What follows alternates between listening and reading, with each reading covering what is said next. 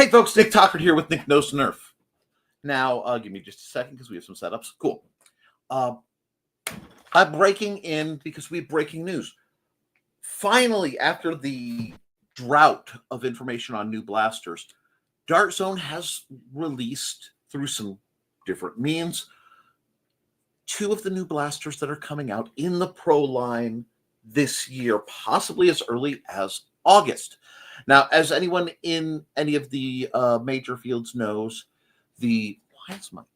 sorry guys, my camera is trying not to focus in on me because it does not like the lighting. This happens once in a while when we get too much sun coming through the window. We'll make it work. Because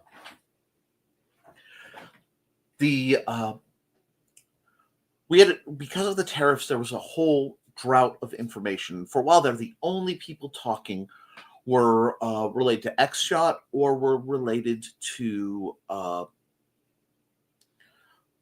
Nerf. X-Shot released that they're putting the AEB, which we've known about for quite a while. It's a game changer, but on the higher end of the retail prices, or what I think they're saying $70. Nerf is just doing some more N1 stuff that very few people are truly excited about, and none of it's really new. But Dart Zone, our boys over there have come out and released a couple new blasters on top of what we already know is coming, which is the Primus, which is basically that Sten magazine and gravity fed full auto blaster, standard, very nice, very prime. The 2 pirate blasters, the Buccaneer, and I can never remember the name of the rifle version, but basically I will have to buy 3 or 4 Buccaneers at least. I need that blaster in my life dearly. But I mentioned over on never mind the Furthermore that this new blaster had been leaked. We had a blurry image. It was, it's being referred to as the Brute. It is a top prime blaster with mag in grip using the Venom Pro, better known in the community as Nightingale mags. These are coming with 2 6-round Nightingale mags that will fit flush. This makes a really great Springer backup for your Venom Pro if that's what you're running and you're interested in magazine economy. Basically, if you want the same environment of ammunition for both your blasters, this is a great way to have a very minimalist, very effective loadout. They're saying the price is around $25. I think that's a little high. But, again, that might be tariff pricing. It will be interesting to see if they adjust the pricing on the Aeon Pro because, again, Adventure Force seems to be competing with itself. It is referred to as the Brute Pro with the new styling as found on the Cricket. So we're very excited about that. The full kit comes with some standard 12 rounds, 2 mags, a scar, and of course, iPro. This is a nice design blaster. This is a nice layout. And DZ even gave us the unexpected skeletonized, here's the working mechanism. Just pull the pieces off. Here's how it's going to work. This looks like a very, very solid, simple, should be a reliable blaster based on the Mark 1.2 pistol, just simplified, made a little less expensive. I am incredibly excited to see this come.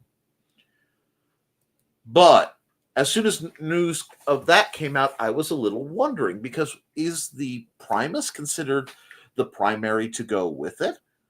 Because usually you at least have a primary and a secondary and an other. The other this time, my friends, my duckies, my loves, foam flingers of all ages. I'm sorry, I'm having trouble. I am so gleeful. They're calling it the Boxer Pro. The Boxer Pro is a belt-fed, pro-level, LMG, light machine gun blaster. They're talking, again, around 150 feet per second, 50 rounds, 50 round chain belt. This is really, guys, this is going to be a delight. The bipod is going to be something people want. I mean, totally separate. I'm hoping that they have the good taste to release that as something one can purchase. But I do not know the pricing yet.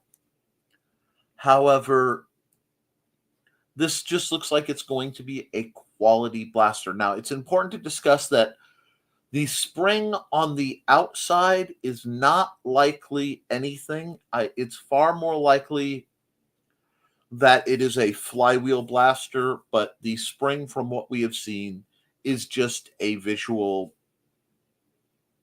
quirk. So this is really kind of exciting. This is something I think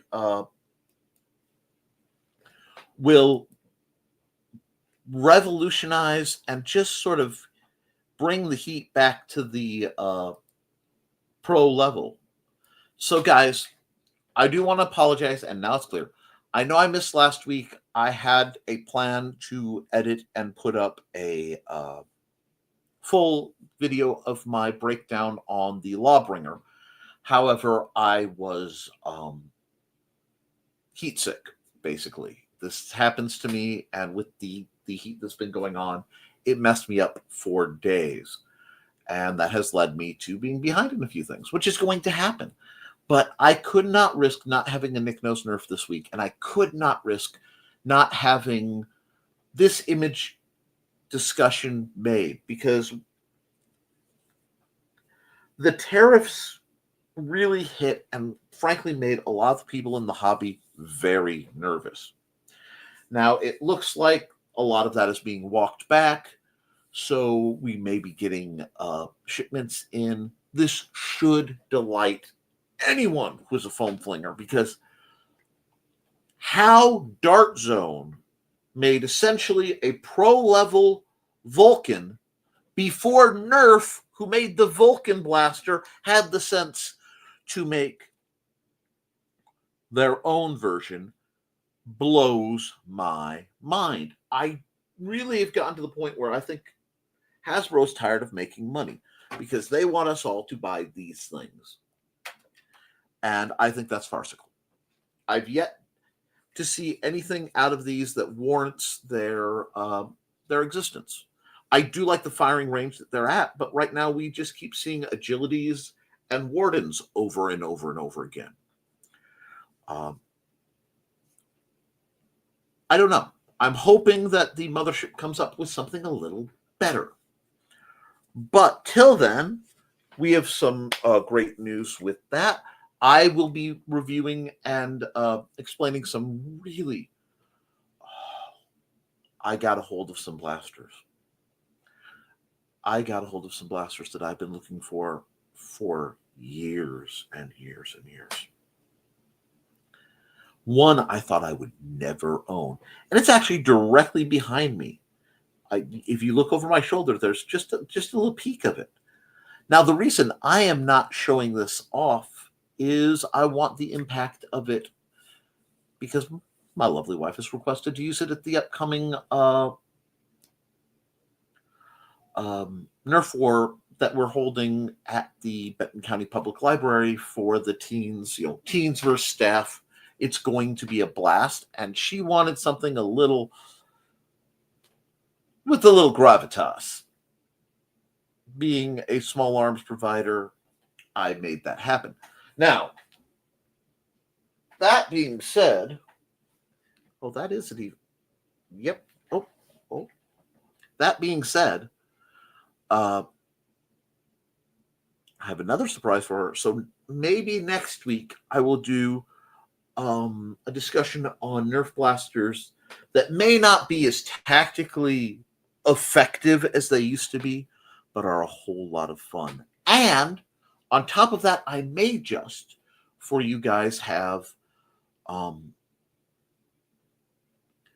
some new footage from a new type of camera setup I got from, well, very old camera, so don't expect high quality.